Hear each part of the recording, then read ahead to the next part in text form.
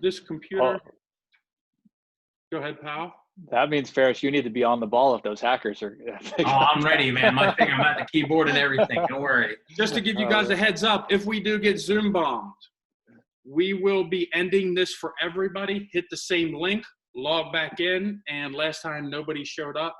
So hopefully we don't have any naked old fat white men doing anything on this multifamily masters call. So I hit the record button. I am going to make Ferris the host. Boom. Ferris is now the host, and my name is Garrison Gilbert. This is Multifamily Masters Live. What is Multifamily Masters Live? We are in the process with my two business partners, Mr. Ferris Musa, Mr. Pao Chi, and I should say my three business partners, Mr. Bethany Smith, who makes this thing rock and roll. And we have a bunch of our other leaders in here, one of them being Kyle Mitchell, Chris Collins. I don't know if Qual is in here. Leonie Tran is probably running around here somewhere.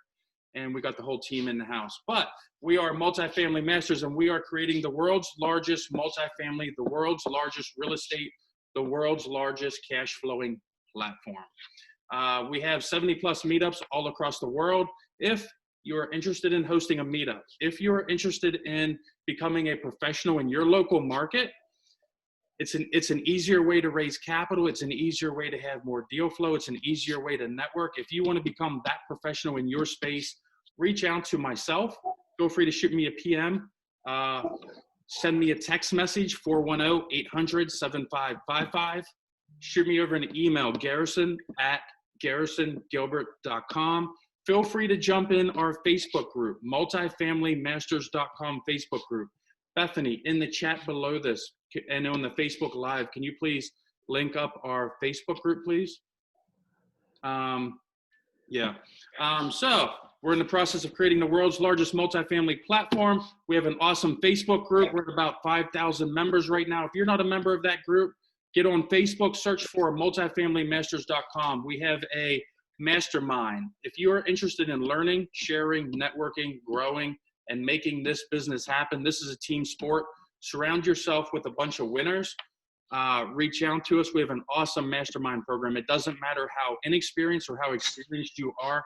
We can help take you to the next level.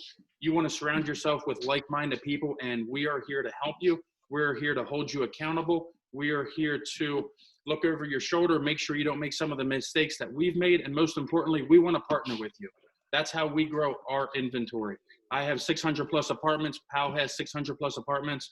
Ferris has 1,500 plus apartments. We have a YouTube channel. We have a monthly newsletter.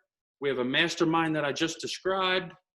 That's pretty much it about myself. That's pretty much it about us. I'm going to let Mr. Ferris Musa, my business partner, Mr. Pao Chi, take it over from here and let them introduce themselves. Awesome. I appreciate that, Garrison. Garrison always brings it. You know, in the beginning, you got to bring some energy, and we always love the energy that Garrison brings to it. I lay in bed practicing this every day, man. Yeah, he seems to hit all the points. Didn't forget a single thing. You forgot to compliment Al on his haircut, though. Cheat sheet. And Al has a new haircut every week. I would like to introduce Mr. Pao Chi. Appreciate it. Thank you. Well, everybody, my name is Pao Chi. Live in Los Angeles.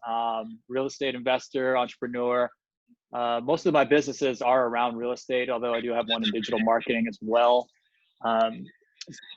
Began my investing about 3 years ago in multifamily with a 40-unit building in Indianapolis. Although I live in LA, all of my properties are out of state. So that was one of the original reasons why I started this group, was to find other people who were interested in investing distance-wise. And this has helped us grow, where you can now invest in many different cities, and you have many different contacts from all these people in this group, where you can reach out to people if you're interested, or if people are interested in your city and you can find deals. They're certainly great ways to connect with people here. And that's one of the major things that we've brought to the table here. Since then, I've been invested in several other syndications. 2005 was involved in, 2019, I was involved in 5 syndications. So kind of a total of over 1,000 units at this point, and actively looking to get more. So that's a little about me. Go ahead, Ferris. All right, so I guess I'll go next. So for those of you that don't know me, my name is Ferris Musa. I am based here in Houston. I'm actually back at home now, not at the office. Have a company called Disrupt Equity. We have basically apartments, anywhere from 100 to 300 units throughout the country. Really, we focus kind of Georgia and Texas are our two markets, but again, we're happy to look at other markets. We are vertically integrated. We have kind of our own in-house management company as well.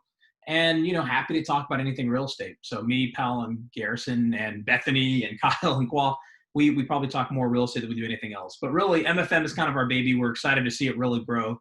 It's continuing to grow, and really it's meant to be a platform for you all, right? So hosting these MFM Lives is really just one piece of that, right? It's really about how do we put on high-quality content, quality speakers, so things that people want to hear about. So if you have anything specific you guys want to see in a future one, please let us know. Feel free to reach out to me or anyone else on the team, whether it's Facebook, Slack, or something else. We're always happy to kind of entertain ideas. And if we can't talk about it between us or some of our close networks, we know people that know people as well. So if you guys want to get Bill Gates on, Pal will figure that one out. But, really, we're happy to kind of accommodate. But, with that said, kind of today's goal is really, the thing that people, I think everyone starting wants to know about, right? It's really, how do you get started, right? What is the art of the first deal? What are people's experiences with that first deal, right? Whether good, bad, and ugly. And, I think everyone's always had their first experience in multifamily, just like other things in life, right? And that's the one that you kind of remember the most because you're constantly learning, right? I remember my first deal, it was kind of being shot out of a cannon, lots of different things. And so we figured, really let's do the small kind of a little bit more of an intimate panel, right? Kind of two people, and really talk a little bit more about what it's like to get started. And so really I'll kind of moderate this and kind of ask some questions, dive in a little bit. Pal and Garrison will also chime in as needed. And really, feel free to add in questions, right? I will look at the questions being asked to kind of help guide the moderation. But really, again, this is meant for you all, right? So please feel free to leverage it. Please feel free to ask questions. And so we'll go for about 45 minutes to an hour-ish. And then we'll do a breakouts at the very last, basically 20 minutes, right? 15 minutes of break, 15, 20 minutes of breakouts. And that's basically where we will randomly split up this entire group into, smaller groups of 5, 6, 7 people. So you can get to know the people around you, right? Like Garrison mentioned, like Kyle mentioned, this is absolutely a team sport. So if you're newer to multifamily, get to know other people, right? I mean, we've only been able to grow because we know, the people around us and, partner with them, whether it's on a deal, whether it's on a relationship or advice. And so, that's kind of the name of the game. And that's really the goal of the breakouts is just to, have a smaller group and get to know the other people. Where do they live? What are they working on? What is their day job if they have one? What have they done in real estate? What are they looking in real estate? Those are all great kind of conversation topics. And so I've said a lot. I will probably shut up now. And I will go ahead and let our two panelists introduce themselves. So, first panelist is our, friend Kyle, very involved in MFM, helps us kind of keep all the wheels humming along. Kyle is based out of California, and I will let him introduce himself. So Kyle, you want to go first? Yeah, absolutely. Thanks, Ferris. Kyle Mitchell. Our company is APT Capital Group. You may have known me before from Limitless Estates. Me and my business partner just recently merged companies, so we're APT Capital Group now. And we focus in multifamily value add out in the Arizona market. So we've got property out in Tucson and also in Phoenix. We've got our podcast that hosts, goes on every Monday and Friday, passive income through multifamily real estate. But just here to answer any questions, add value any way I can. So happy to be on here. All right. And our second panelist we have today, I really wish I had that radio voice kind of drum roll in the background. Next time, Chris, we'll have you have your drum set ready to go. But let's have Brian. Do you want to go ahead and introduce yourself as well? Yeah, Ferris did not pronounce your last name either, Brian. Give it to us one more time. I figured I would keep myself, save myself trouble. Sometimes it's better not to even try. Brian Kochendorfer over at, I'm out in Chicago, and my company is ARC Equity Group, ARC Equity Group, and I focus primarily on properties in the Midwest. I have properties in both the Chicago area as well as Indiana. I have also been a multifamily broker for the last 13 years here in Chicago, so I have a lot of experience from that side. I started passively investing in 2017, so I did a couple larger deals from the passive side, and then I started actively buying in 2019 and picked up 3 properties, about 180 units total just in 2019. So looking for more, under contract with a couple smaller properties now and hoping to keep building up. So happy to add value as well any way I can. Awesome. So you guys heard that. I mean, both of them are basically investing, away from their hometown, right? So keep that in mind. That's obviously probably plays into this, but maybe I guess do each one of you just want to go through, really maybe tell us about your first deal, where it was located, how you found it, And then we can kind of maybe go into a little bit more of the mechanics of the closing, what happened, et cetera. So Kyle, you want to go first? You want me to go first? Sure. Yeah. So our first property was in Tucson, Arizona. It's a 42-unit property, and the way we found it was, if you've heard the stories on other podcasts I've been on, we used to drive to Tucson, my wife and I, on our only day off during the week. So on a Wednesday was typically when we left, and we'd drive out there because flights are limited. And so we would leave at 2 a.m, get there at 9 a.m., and we would set up tours all day long with our property management company that we selected, and drive home at night, get home at like 12 or 1 the next morning. So we did that once a month. And on one of those drives, one of the brokers knew I was coming to town. He actually called me and said, "Hey, literally just got this listing today. I've not seen inside the units, just got the keys. Do you want to tour this property with us?" And we said yes. And our property management came with us, and we were the first investors to see that property. So we got a chance to take a look at the property and then also tour the comps while we were out there, since our property management company was there. So that was about 3 weeks before it went to market. And we had done a massive amount of due diligence and underwriting prior to it going to market. We were able to make a competitive offer and get it under contract within a week. But essentially we found it by driving out there and being there on the day that the broker happened to have the deal. And I think that's the name of the game, right? One of the most important things in this business is really broker relationships. Brian is a broker. We'll let him probably touch on that here shortly. But, get to know your brokers, right? Treat them as friends, treat them as, business relationships too, right? And be methodical, right, about your relationship with them. Take notes, understand what they're doing, how many kids do they have. And, don't waste their time is probably the most important thing, and kind of really respect that relationship.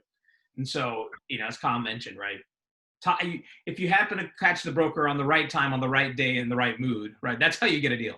And so there's a lot of, you probably, for people that are newer, you hear a lot about off-market properties. And really in this market, especially with kind of the web and everything else, really deals, pretty much 90% of deals still go through brokers, right? I mean, it's, it might not be shared broadly, but it's still going through a broker. So definitely important to kind of understand. And Brian, maybe do you want to go ahead and give the same parallel to the story, and then maybe, then I'll ask a few questions after that. Yeah, sure.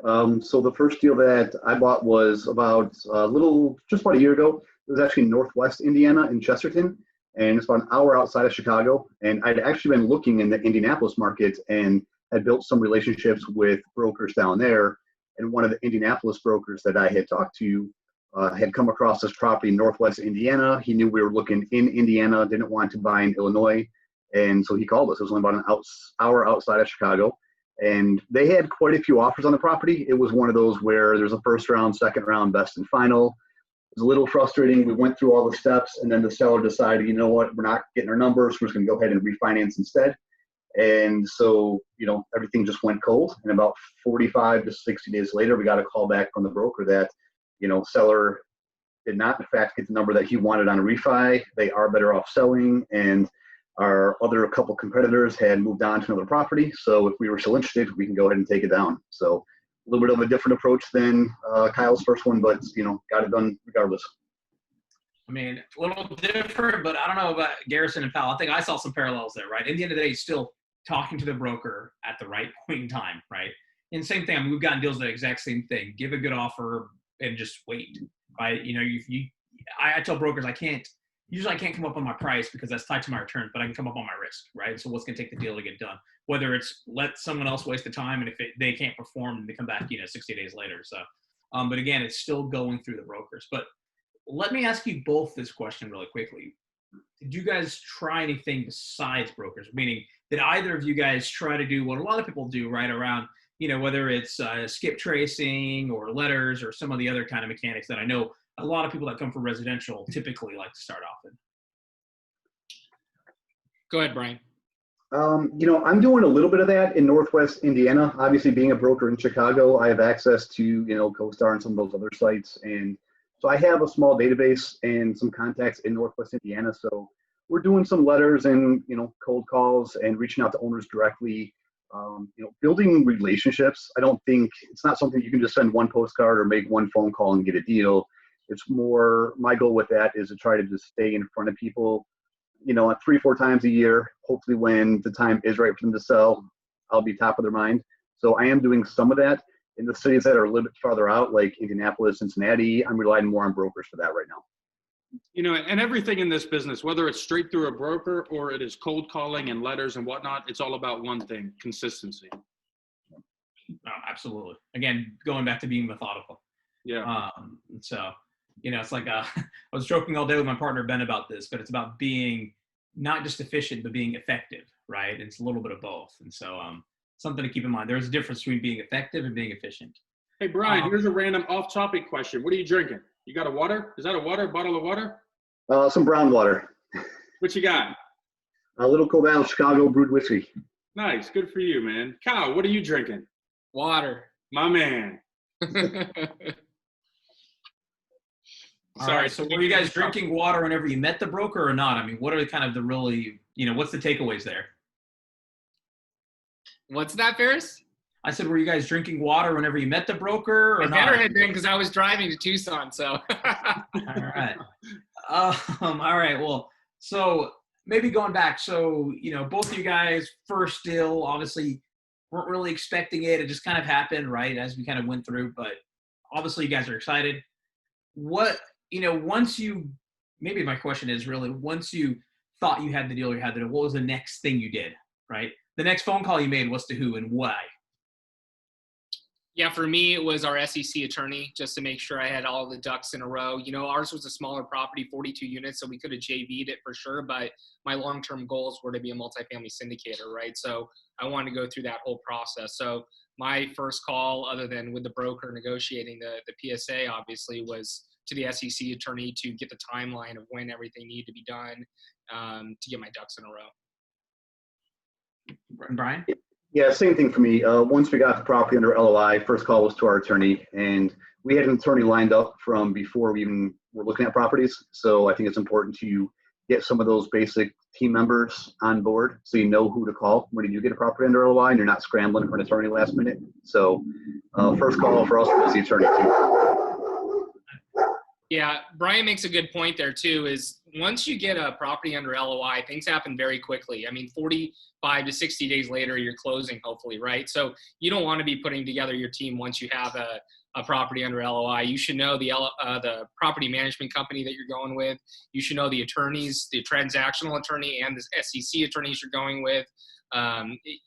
Construction crews if you're going to go outside of your property management company. So all those things need to be set up in advance. Otherwise, there's just too much going on. I mean, first of all, you've got to have your SEC documents done. Then you've got to raise the money. If you have all this stuff going on at once, you're just not going to be able to put it together in time or efficiently and effectively, kind of as Ferris was mentioning, and it could really damage the close. No, and I think that was kind of really, that's a huge point, right? Just to really reiterate it. You don't go into a deal with saying, once I get the deal under contract, I'm going to figure out the rest, right? Because it is very much a time situation. I like to say what we do is project management on steroids, right? I used to work at Microsoft. My background is project management. And that gave me a lot of the right skill set for doing this because there's 20 different things going on. And so it's important to have your team. And, you know, that team can vary by markets, right? Make sure you know how you're going to do your debt. Do you have a good mortgage broker on your team? Make sure you understand how you're going to do your property management. Do you have a good property manager on your team? What about insurance, right? What about, you know, if you're like Kyle mentioned, if you're going to do a lot of rehab and construction, what does that look like, right? Really start to identify these pieces. And, you know, this is where, again, having relationships matters, right? Everyone here on this call, you know, we all have different relationships, different people we're happy to recommend, right? People we've worked with, people we have experience with. So definitely start to line up that team of yours as you start to get into the business, right? And so, Brian, I know I had Kyle answer that question. Maybe kind of anything to add, maybe in that point. Yeah, I would just to kind of go off what you just said, Ferris, is we had all those people lined up before we had our first deal under LOI. We had our insurance person, our lender, our property manager, and you know your property manager might be different depending on what area you're buying in. But if you're looking in a couple different areas, start talking to property managers. That's probably one of the most important things too, because they also have direct access to not only property owners but brokers as well. So they can help give you other contacts that you might need, whether it's insurance people or lenders. So property managers and talking to them are one of the most important things right behind a broker. Yeah, no, absolutely. Yeah, I feel like I had another thought there, but I guess it's gone. So then, you know, let's talk a little bit more. So Brian, I don't remember, did you syndicate your deal as well? No, so ours was a joint venture. Just straight So yeah, there's a partner of mine and we have one primary equity partner. So we just did it as a JV. Got it. And so for those that don't know, right, what is the difference between the two? Syndication is basically, if I have, let's say I have $10 to go invest in a candy store, right? Well, I can only buy so much candy. But if me and 50 friends have $10, well, guess what? We can buy part of the candy store, right? And then we have someone that we designate to kind of run the business, right, so to speak. So that's what syndication is. You're basically pulling together you and other people's money to go and accomplish a bigger, better thing, right? In our space, you're buying the large apartment complex, right?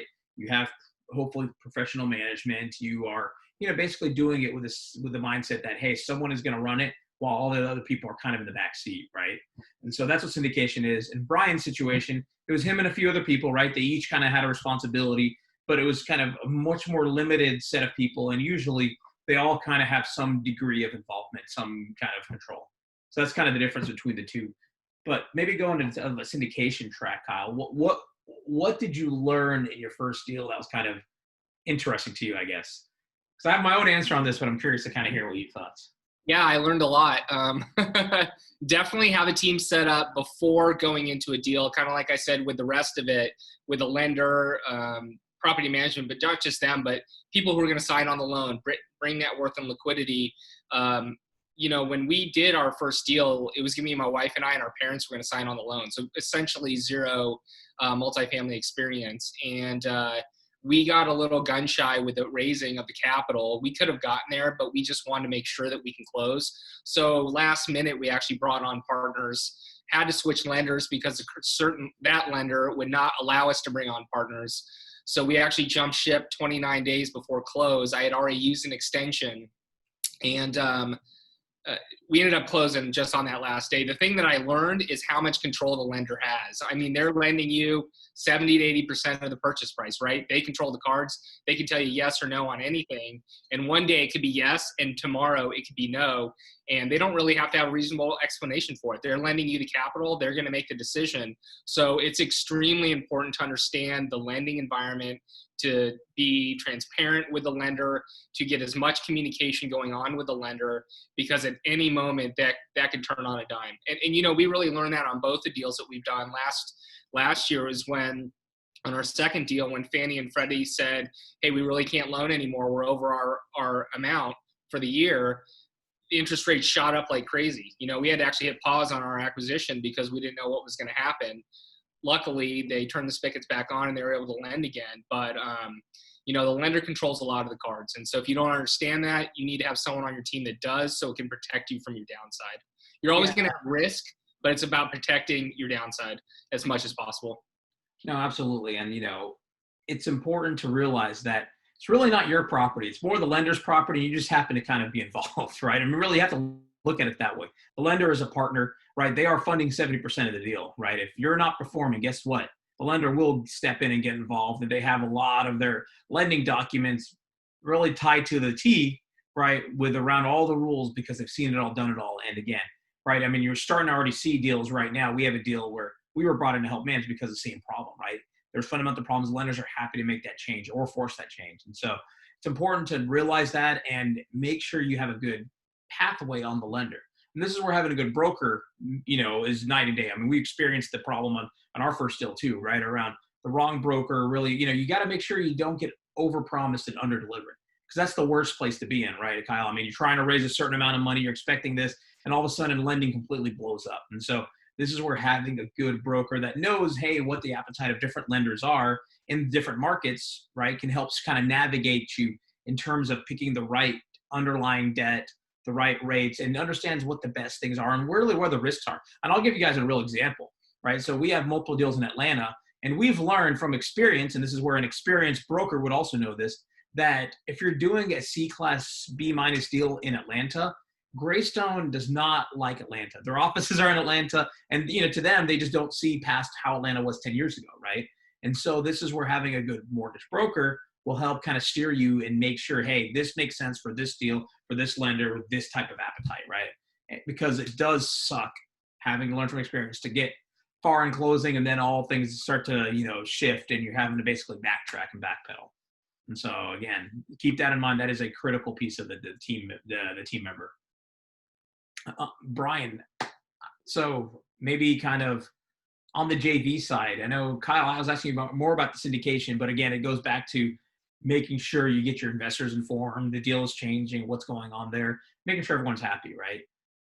Brian, on your side, the JV is a little bit different, right? You don't have kind of larger pool of investors to really follow back up. It's just you and probably a handful of people. So I guess maybe my question is, any issues on the lending side kind of through your first deal?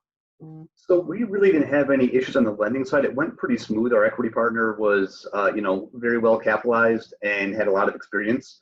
We did have a couple issues though, when we first closed. And one mistake that we made was that we were doing a renovation loan. So we got about $1 million in renovation money, which we have, through an escrow account.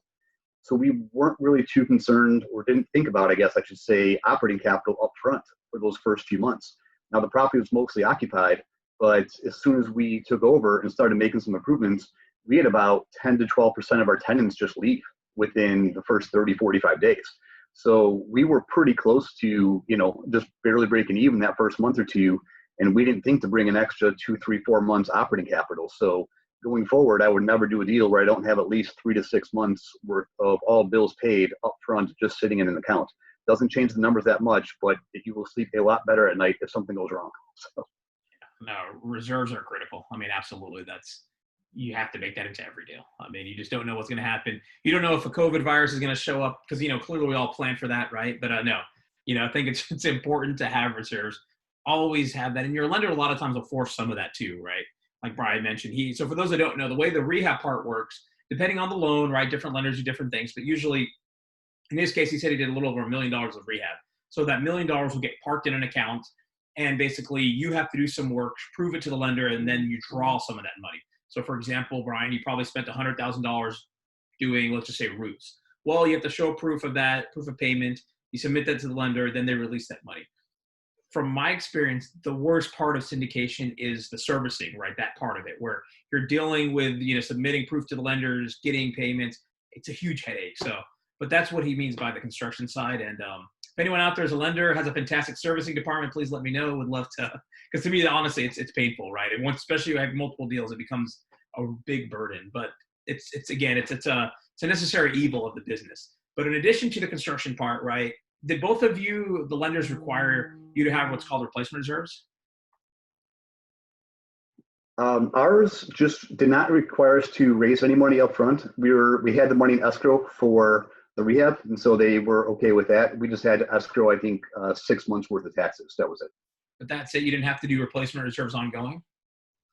No, well, a small portion ongoing gets put into a replacement reserve account, but they didn't make us bring it up front like they're doing today.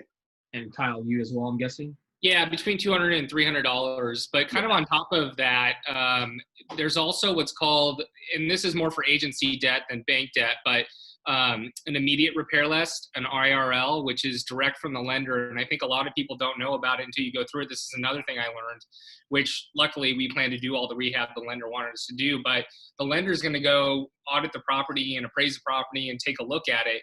And let's just say the roofs are shot and you don't have that in your plans to do it. Well, the lender is going to give you an immediate repair list, and it's going to have a date on it when it needs to be done. So roofs in the next 12 months, parking lot in the next 6 months, whatever it is, handicap spot in the next 3 months. And if you don't have that budgeted, you're going to have to put it in your budget because the lender is going to make you do those things. And so that's added on top of what your CapEx budget already is. So you're not going to get away with not doing a lot of the deferred maintenance on these properties because the lender's going to find it and they're going to go through that property with a fine-tooth comb. So you need to have those reserves that we're talking about just in case there's something on that immediate repair list that that you may have missed, that you didn't see, because as soon as they tell you that needs to be done, you're going to have to raise additional funds. It's going to hurt your numbers, obviously, or you're going to have to dip into another part of your rehab budget, which you probably don't want to do. Yeah, so remember what I said, guys, about how it's the lender's deal and you're just kind of helping, right? That's them mandating, requiring you to do that immediate repairs list. And so, Kyle and Brian, real quick, if you guys keep CapEx money, you keep 3 to 6 months of mortgage money, how much extra liquidity do you guys keep on hand for each apartment building? Go ahead, Brian. Going forward, I want to keep at least 6 to 12 months if possible, raise it up front. And one thing with agencies right now, Fannie and Freddie, they're making you raise anywhere from 6 to 18 months of principal and interest up front. They're saying you can get it back in about 12 months. So I'm just underwriting for that initial cost up front, and whenever they get that money back, I'm not counting it as a capital expense. I'm just going to keep that in my reserve account for future CapEx projects. Yeah, and for those that don't know, that's ultimately one of the biggest things that's kind of screwing with acquisitions right now, the past 3-4 months, right?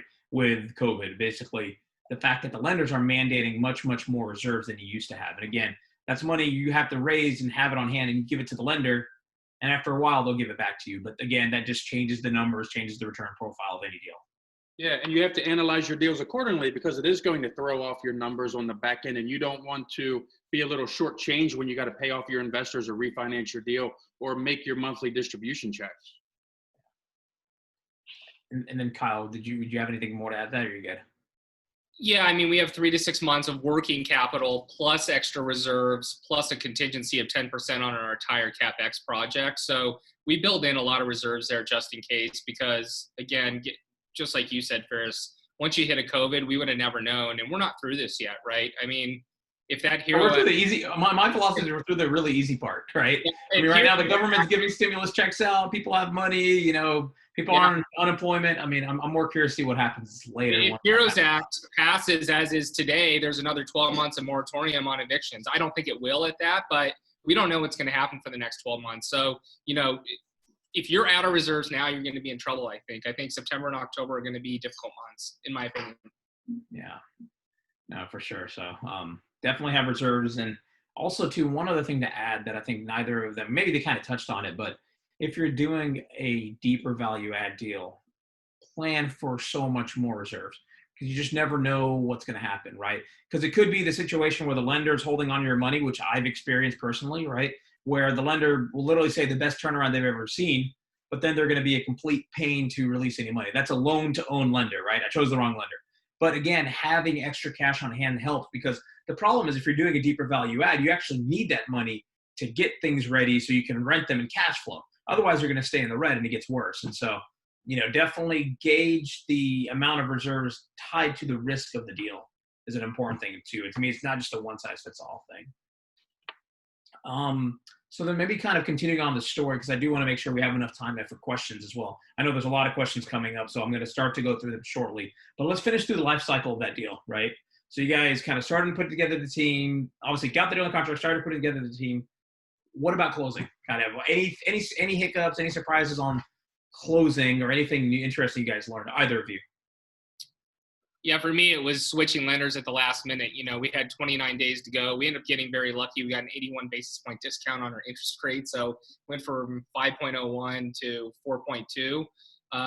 But that had zero skill involved, right? And so it was definitely more luck than anything. But it's just to have all your ducks in a row before you start. I mean, even if you have all your ducks in a row before you start, there's going to be hurdles and challenges along the way with the lender, with due diligence, with whatever. And so you want to have as much stuff done before you even get the property under contract so that you can handle the things and the fires as they come up on, what is always going to happen versus having nothing set up, scrambling, and then having to deal with the fires as well. You're going to miss things. And really those first 30 days after you get a property under contract is crucial that you have your full focus and attention on the property, because that's the point where you want to ask yourself, what am I missing? Why is this not a good deal? You want to talk yourself out of it. And if you don't have your full focus and attention because you're dealing with other stuff, you're going to miss something.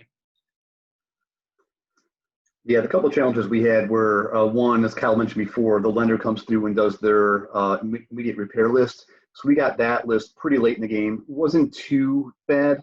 We had a couple things on there already in our budget, but there was a couple that we did not have. So we had to figure out, how to absorb that and put that into the budget. And then about a week before closing, we found out that another, 5 or 7 tenants left.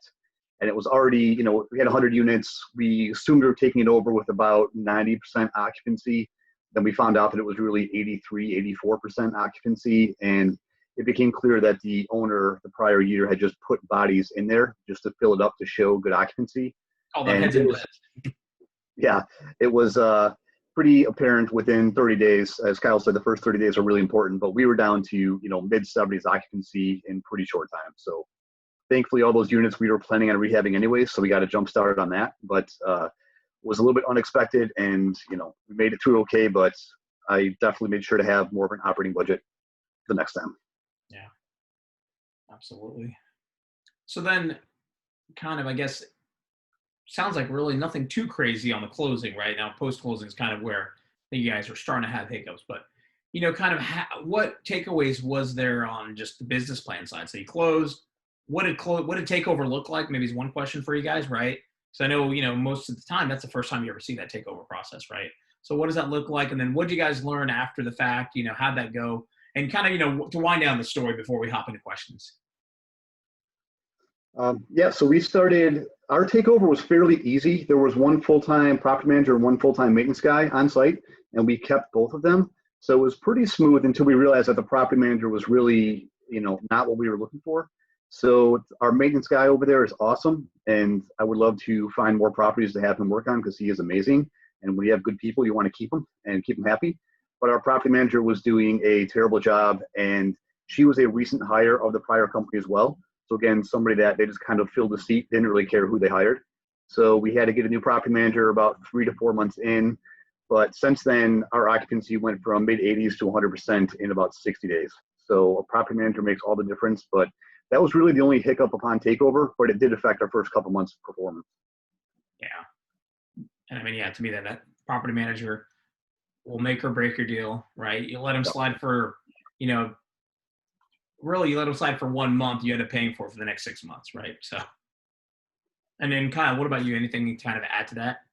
No hiccups per se, but we're the type of group that likes to hit the ground running. So on day one, we're starting renovation. We're not going to wait a month to see how the property is going to react. We really hit the ground and go. And so I think the important part is to be patient when you're raising rents. It does depend on the property, but what we like to do is hit deferred maintenance and curb appeal all exterior items as soon as possible, because it gives the current resident base a sense that new ownership cares about the property and is making it more inviting, more appealing, and hopefully a safer place. Work orders are getting to be done quicker, and so you may retain a lot more of the resident base than you anticipated. Now, if you're doing a turnover and you want to change the resident base, it could be totally different. But in our first property, we were okay with the resident base, but we had 16 month-to-months of a 42-unit property, so that's a little bit scary. And we anticipated 14 to 16 of them leaving. But when we went in, fixed the deferred maintenance first, hit the property with, we changed out, they were sliding glass doors. We changed out with hardwood doors, redid all the railings, painted the property, and all of a sudden the property looked fantastic. 14 of the 16 month-to-months ended up staying. And that completely changed the performance of the property from being, on target to well above target pretty immediately. So we're big fans of hitting deferred maintenance and exterior stuff first, so that you can retain more of your resident base. Brian? It was, that was the question that we both just answered, I think. You were sorry. All right, well, then maybe my last question before I hop into other people. Were you guys happy with it? Would you guys change, or what would you change? Maybe I'm not going to ask you, would you? I'm going to make you guys answer it. What would you change if you do one thing differently? Kyle, and you can't say lending because your question's obviously an obvious answer. Can I say a piece of the lending? Because I think it's a big piece. Fine. Yeah, go for it. Yeah, the prepayment penalty, we went with yield maintenance. Actually, that's a good one. And this is a huge problem right now. And a lot of people went with yield maintenance because they wanted a lower rate. And it's 30 to 40 basis points cheaper to do yield maintenance than step down, right? And step down is where you can basically plan out what your prepayment penalty is going to be. 5%, 5%, 4%, 4%, 3%, depending on the year you're selling. Yield maintenance is a very confusing calculation, but it has to do with where the 10-year treasury is. And the lower the rates go, the higher your prepayment penalty goes up, and then the opposite happens. But basically, the earlier you want to sell it, the more your prepayment penalty is going to be. So on the property on this 42 unit, we listed it pre-COVID about a week before. And as the rates have dropped over the last 3 months, our yield maintenance prepayment penalty has tripled. Okay, so it was $150,000. It's over $400,000 now.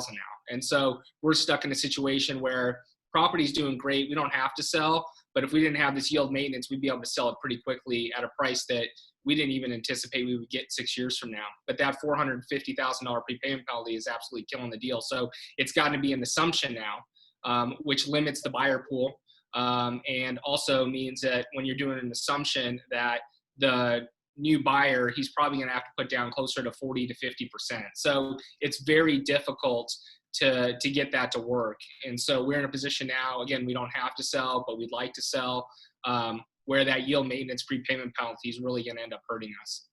Yeah, no, and I think that one's critical. I think no one really thinks about it on the first deal, right? And, luckily for us, it was a bridge. So, but what Kyle's talking about is for any agency loan, you have to basically go in doing kind of a couple of options, right? There's defeasance, there's prepay, and there's step down. And essentially, it's the lender guaranteeing that they're going to make a certain amount of interest over the life of the loan. The lender doesn't care if you sell it in a year, you still have to pay that interest, right? And so it's being mindful that even though, Kyle, I'm guessing you went in with probably a 5-6 year play, thinking that that was kind of your horizon, but obviously you went in and, you can make an exit more quickly. Well, the lender doesn't care. You just have to pay up that prepay. And so be mindful of that, because a lot of times it's really not much more cost-wise or much more of a worse loan to request a step down or request a different kind of structure. But it is something that will cost you hundreds of thousands of dollars later, right? Easily. So, and we had a deal where we just paid it. We still sold the deal. We paid that huge penalty because, it's still a fantastic return, but that would have been nice to keep, right? So, definitely an important one. And Brian, how about yourself? Yeah, I try to do a little more homework on if you're taking over property and you're going to keep any of the existing staff, try to do a little bit more diligence on staff interviews and, not rely on the current owner's words much, I guess. And the other thing, we did somebody mentioned lease audits in the comments here. We did do a full lease audit, and it did come up to our attention that, 40% of the tenants had been or signed leases within the prior 8 to 9 months. The owner's story was they had bought it as a distressed property about a year and a half before, and that was just when they were putting tenants on leases, that they were existing tenants, month-to-month leases, and that they were just signing them at that time. So, the lease audit's very important. If you see a bunch of tenants that moved in the prior 6 months, that's a red flag that they're just, putting bodies in beds and just trying to fill it up for occupancy. All righty. Well, then I guess with that said, let's go ahead. I'm going to go ahead and move through questions. And Pal, maybe you can help me kind of go through these as well. Maybe you want to drive this part? Yeah, sure. And for the questions, we got a bunch of questions. So if you got any more questions, feel free to put them into the chat box. But we'll, if you guys, Kyle and Brian, maybe just when you attack these answers, just try to answer them kind of quick, because we're going to have a hard time getting through a bunch of them, okay? Yeah, there's like 30 questions, so. Yeah. Let's start with Ron Myers. He's just asking, he's really asking about today's environment. So given today's environment, how are things changed for you acquisition-wise between you guys? Is it something where you've changed your strategy from buy and hold to going slow to still doing value adds? And if you kind of had a crystal ball, what do you think of in the next 6 months? How about you? Go ahead, Kyle. Okay. We're still buyers right now, but we've definitely changed our underwriting. We're underwriting to 0% rent growth in year 1, 1% in year 2, and then back to normal in our market in year 3, 4, and 5. But that's constantly changing from week to week, depending on the information that we're being given. So it is very market specific. The fundamentals of our market are completely different than the fundamentals of a different market. So you've got to really understand the market that you're in. But we are still doing value add, but we're just a lot more conservative on the rent growth and the projections for year 1 and 2, because we don't know what's going to happen. But the reason why we're still buyers is because we're longer term holders, right? 5 to 7 years. And I am very bullish on the multifamily market. Interest rates are at an all-time low. So everyone's looking for this discount on COVID, on a cap rate purchase, but you're still getting a huge discount on the interest rate side, and likely getting more IO with it as well. So there's advantages there that you can take by buying now if you're a long-term holder and you're conserving in your underwriting in years 1 and 2. So nice. Awesome. How about you, Brian? Yeah, same thing with the underwriting, a little bit more conservative on the rent growth, just like Kyle said. One thing that I've noticed has changed is that terms are a little better for buyers now. I wouldn't say it's a buyer's market, but 3-4 months ago, you were not getting a finance contingency under any circumstance in most markets. And now you can get a little longer due diligence and finance contingencies. I feel like it's a little bit less competitive. A lot of buyers are sitting on the sidelines. And I'm looking more towards, yield plays right now, not trying to focus on too heavy of a value add, because it's just, you don't know what the next 18 months are going to be, but you can lock in long-term fixed debt at 3.5% in a lot of markets right now. So if it's a, solid property, good area, I'll take the value add risk off the table for a little bit lower of a stabilized cap rate. Just to follow up on that, with you guys both mentioned rent growth, that you've decreasing your the amount of rent growth you're seeing. Are you keeping your expenses the same which they were pre-COVID, or are you decreasing the expenses as well at the same rate? We really underwrite to $1 per unit. So on a percentage basis, technically they're going up because our rents are not going up. But on a per unit basis, they're really staying flat. Actually, maybe a little bit of an increase in certain areas, maybe like payroll or insurance, depending. So, it's a case by case basis, but they're definitely not decreasing on a percentage basis. Okay. How about you, Brian? Same answer. We underwrite for the most part on a percentage basis, increasing our reserves, our yearly reserves. That's about the only thing we're really increasing, and just making sure that we have enough for repairs and maintenance and turnover as well. Okay, awesome. So David Salmasi asked, what are the best sources online for finding deals and pursuing deals? So if you guys could give a few places that you're sourcing deals online. I don't really use online too much. I mean, I'm on all the email lists, but typically in my market, everything goes through a broker, like Ferris said, right? Yeah, you can find off-market stuff if you're as good as Bethany and Nate on their mailers and stuff, how they got their last deal, right, Bethany? You got yours direct, right, to seller? Yeah, so, but I'm mainly going through brokers. I call brokers. I have a list of 56 brokers in my market, and I call them every other week, and I pester them and bother them and build relationships, and I've been doing this for a year and a half. And like Ferris said, I get to know them, get to know if they have kids, get to know if they like golf, get to know whatever. And actually, during COVID, my business partner and I bought $150 gift cards for, the top 5 brokers in each market. And it's just about building relationships, knowing that they're real people too, and you've got to take time to build and establish those relationships. So I really don't use online, but if you want to look online, there's Crexy and LoopNet, and I'm sure Brian, you can list off a bunch as well. Yeah, if you want to find like what properties are on the market right now, LoopNet, Crexy, CoStar, if you have it. If you're looking to do research and find owners yourself, Prospect Now and Reonomy are 2 good ones where you can, they're paid sites, but they're not too expensive, but you can go in there, pull a list of property owners for whatever, by zip code or region or whatever area you're looking at. And then you'll have to do the research to break the LLCs, look up the phone numbers, but that's how you can start building a property owner database. Do you like, what was that one you said, Reonomy, and what was the other one? Prospect Now? Prospect Now and Reonomy, yep. Do you like Prospect Now better than CoStar? If someone has access to CoStar? You know what, CoStar, I kind of have a love-hate relationship with them. They're so big and they have a lot of data, but a lot of the data they have is just inaccurate, at least in the Midwest. It's just not accurate, and sometimes it drives me nuts. Prospect Now, I do like quite a bit, and they've actually, in about the last year or so, they released something called Likely Seller. So they rank sellers essentially based on if they're out of state, how long they've had their loan, when their loan comes up.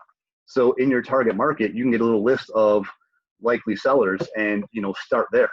So that's a pretty cool feature. And does Prospect Now do multifamily specifically, or multifamily and single family? They do both. How they're categorized depends on the region. A lot of times it depends on how that particular county categorizes things online. So it's different in Illinois than it might be in Washington. Sure. I'd say RealPage is another one to look up. They're going to start to compete with CoStar here pretty quickly, if not surpass them. Nice. So that's a bunch of resources you got. So I know that a couple of you have asked about resources and things like that, doing analysis. A question from Chevelle Freeman is there a percentage that you plan for to cover the initial pre-purchase costs? So is there a certain percentage that you guys use, or general rule of thumb? Are we talking about closing costs and all that kind of stuff? Yeah, I think it's talking about closing costs, all the stuff that goes into besides the down payment. Yeah, it really depends on your structure. JV to syndication are going to be a lot different than one another. Syndication is also going to depend on the size of the deal. Our first deal was a small 42 unit that's 1.6 million. So the percentage is much higher than on a larger $15 million deal. So on our first deal, I would say it was 6.5%. And that includes things like construction fee, contingency, acquisition fee, and the like. On the second deal, it was closer to 2.5%. Because it's a lot larger deal. So it really depends, but that's a big deal, understanding the fees that you're going to be taking on. And especially with our first deal, it was a small balance loan. The attorneys were much cheaper for one reason or another on the lender side, and you do have to pay for the lender attorneys. The lender attorneys on the larger deal, a conventional Fannie Mae deal, were quadruple the price. And so if you don't understand that, there could be some expenses that you're not thinking. Yeah. To add to that too, on the bridge side, again, not all bridge lenders are the same, but usually bridge lending is the wild, wild west. And, lending, the legal fees on that space is just total highway robbery, but definitely something to keep in mind. And, the takeaway really is get the fee structure up front. And this is, again, we're having a good mortgage broker that knows the different lenders and kind of what they, how bad they try to screw you or not try to screw you, right, is important to kind of have that in mind. Yeah, I'd say 1.5 to 3% on the joint venture side. I haven't done a full-on syndication yet, so I've only done joint venture so far, and it's been between 1.5 and 3, depending on the deal size. Sure. How about other costs, like other costs, inspections and things like that? If you guys have any certain percentage putting in for inspections or travel costs or any other soft costs that would go into it? Yeah, mine are included in those numbers that I gave, but you want to have the cost segregation in there. We have our property management company do the inspection on our end, so they charge X dollars per unit. But it's all about communicating with people and asking. Like Ferris said, if you get the fee schedule up front and then you talk to your property management company to know what their fees are, and then you know what your fees are, you're pretty close there. So it's just about getting those up front. But those are all built into what I mentioned as part of the closing costs. Yeah, same here. Okay. All right, good. We got another question from Wassam. What tips and tricks that successfully worked for you when you were raising the capital you needed in the proper time frame? What pitfalls did you run into during that process? What you learned from? Yeah, for me, I expected everyone who committed to say yes. That was my biggest mistake. When you're raising capital, I always say that you get a peek behind the curtains of people's lives. This is real people, real life happening here. And so when you have a deal, other people have other things going on. Maybe they're traveling for a month. Maybe they're closing on a home and they need to show liquidity. Maybe they're having a baby. So just because they said they committed capital or they'd invest in your next deal does not mean they will really invest in your next deal. Yeah, they're looking to invest in a deal in the future, but it's all about timing. Maybe someone just invested in 2 other deals and now their liquidity is lower. So you've really got to plan for that. You've got to always be raising capital. 12 months around the clock, we're raising capital consistently, and understand that if you have $1 million that is in the bank, committed, you're likely probably only going to bring in half of that. And it really depends, maybe even less if you're just starting out. So it's really understanding a little bit further and a layer deeper of where your investors are in their cycle, because their cycle is different than what your cycle is and the market cycle and all that. So. Yeah, and for me, it was a little different since I was using one primary equity partner, but if that one partner went away at some point during the process, then we were screwed. So I stayed in touch with him at every single point of the transaction, whether it was getting a quote for an inspector or letting him know when the appraisal was, just, communication overload. He was not necessarily present at every event, but he knew exactly what day and time everything was happening, and just made sure to stay in front of him. If the business plan changed, he knew about it right away. So just overly communicating.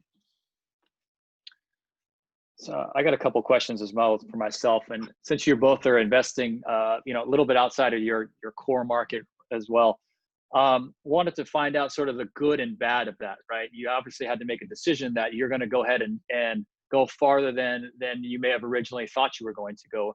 and kind of what went into that process, and what has been, have you felt good about that, and or is there bad things about going outside of what you thought was your local market? Go ahead, Brian. My initial thought was to look at properties and places where I can get to and from in a day.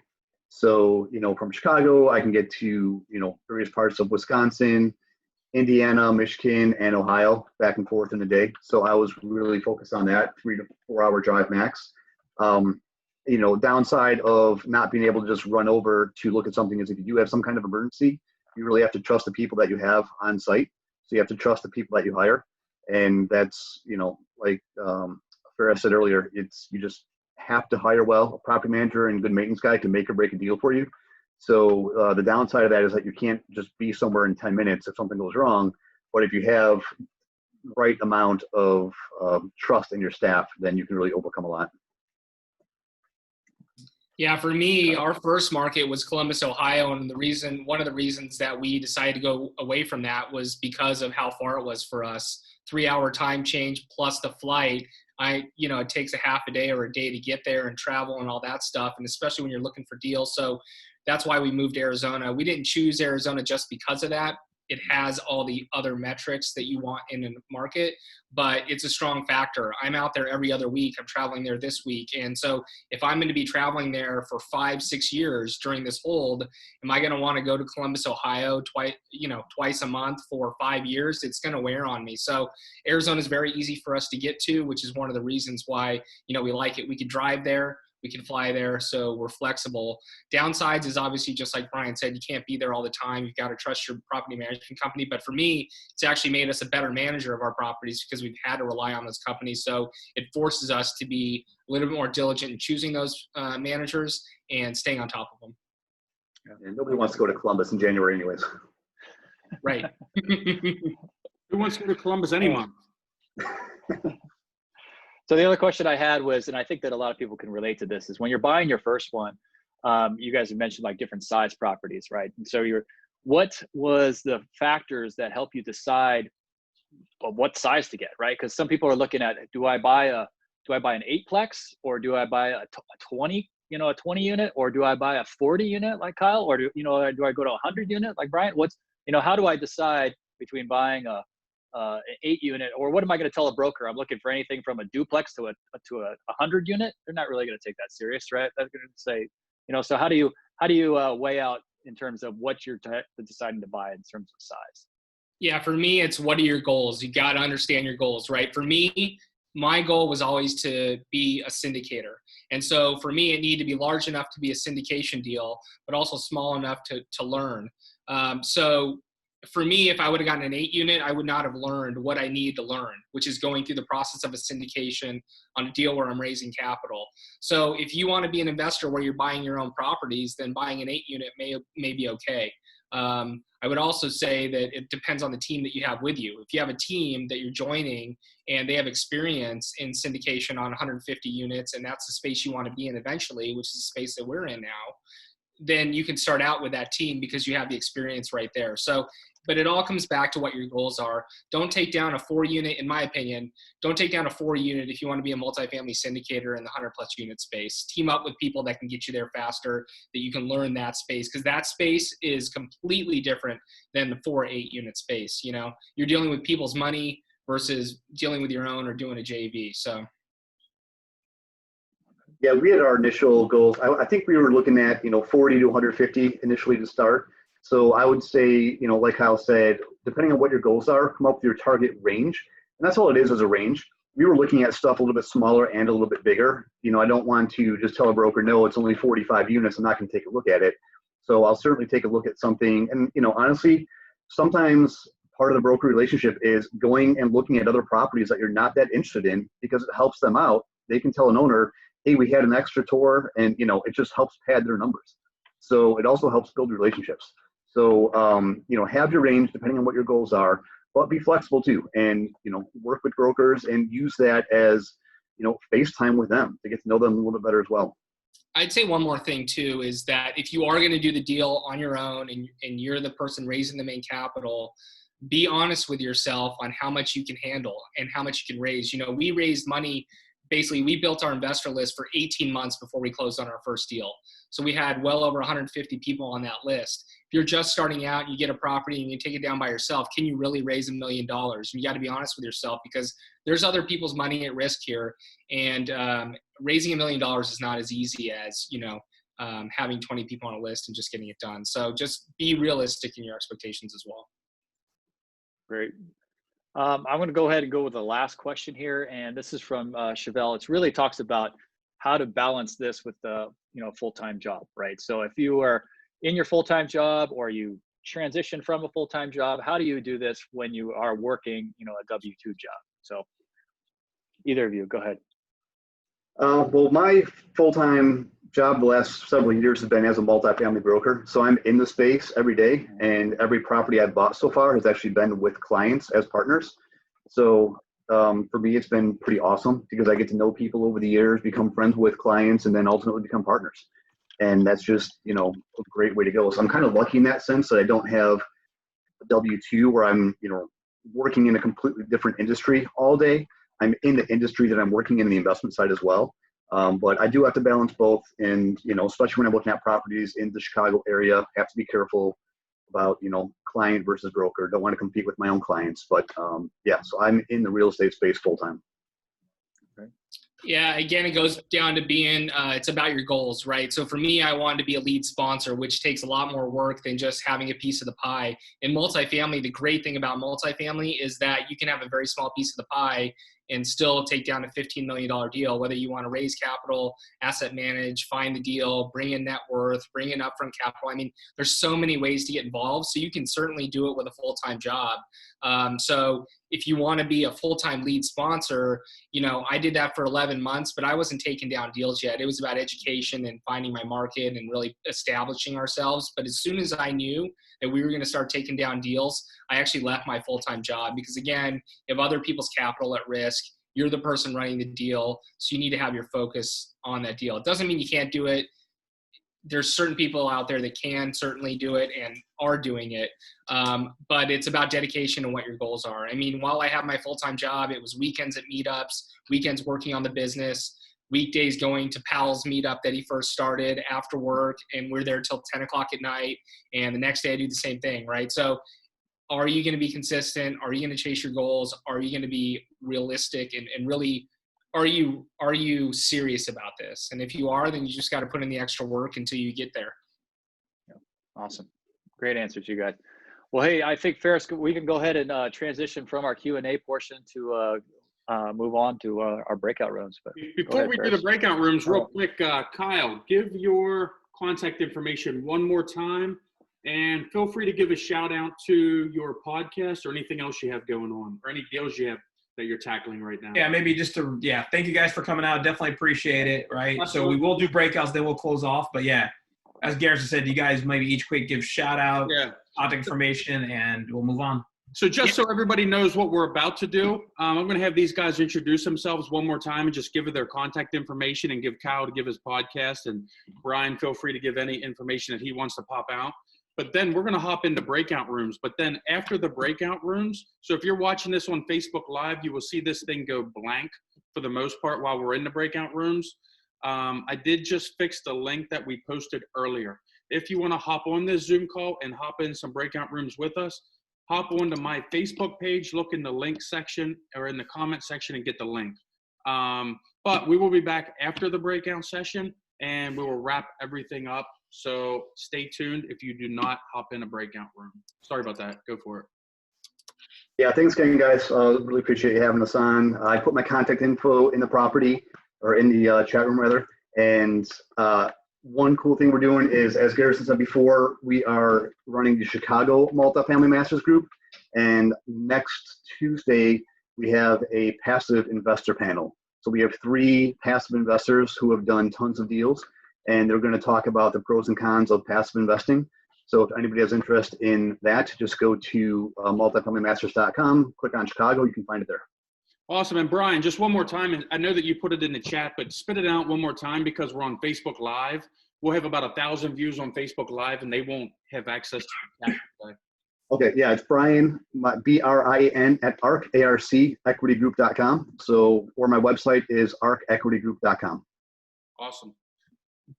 Hey, Go ahead, Kyle, I Kyle. don't know if you mentioned your podcast or not. Yeah, I mentioned earlier, but I also put some stuff in the chat box. But Kay Mitchell at APT Capital Group podcast is passive income through multifamily real estate. And then I didn't talk to you guys about this earlier, but we are doing a summit in September. It's a free summit, so we're not selling anything here. It's amsummit2020.com. And I feel there's a huge need right now for education in asset management. Everyone is talking about how to get your first deal, how to close your first deal. No one is talking about how you operate the property after you close on that first deal. And so that's what this summit is all about. It's going to be completely free.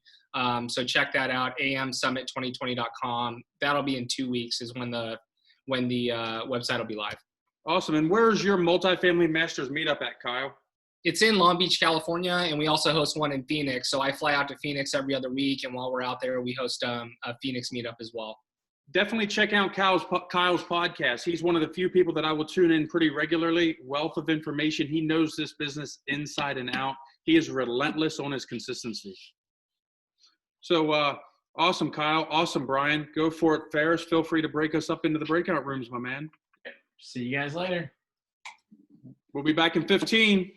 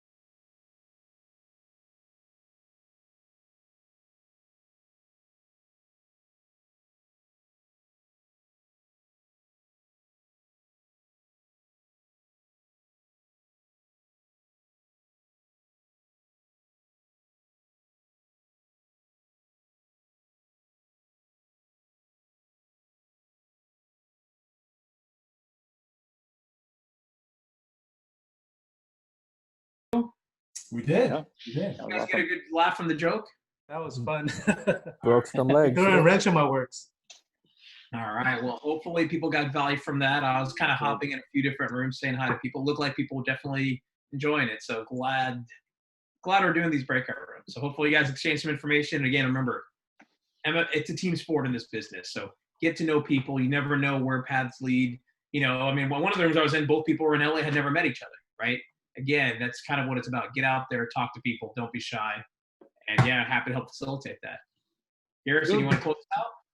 Build your network. Get into the multifamilymasters.com Facebook group. Network with these people. Continue the traction. Continue the momentum. This is a team sport. Go ahead, pal. You got any last words before I wrap it all up? Or Ferris, you got anything you want to close out with, my man?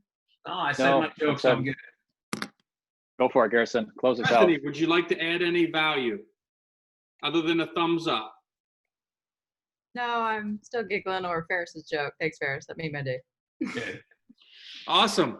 We are Multifamily Masters. This was Multifamily Masters Live. We're super appreciative that you tuned in.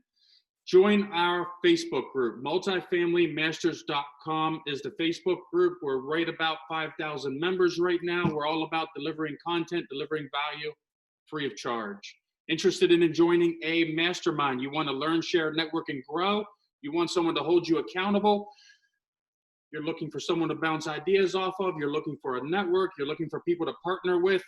Ferris, Powell, myself, Bethany, Qual, Chris Collins, Kyle Mitchell, Brian, everyone at Multifamily Masters wants to partner with you. We want to help you succeed. Feel free to PM one of us for our Multifamily Masters Mastermind. Check out our YouTube video or check out this recording on our YouTube channel. YouTube channel is multifamilymasters.com. We got 70 plus meetups across the globe. If you're interested in hosting a meetup, let's rock and roll. PM me. Let's make it happen. Thank you for tuning in. We'll see you in 2 weeks. Multifamilymasters.com. See you guys. Awesome. Good night, everybody. Bye. Thanks, Good night. everybody. Bye. Thank you.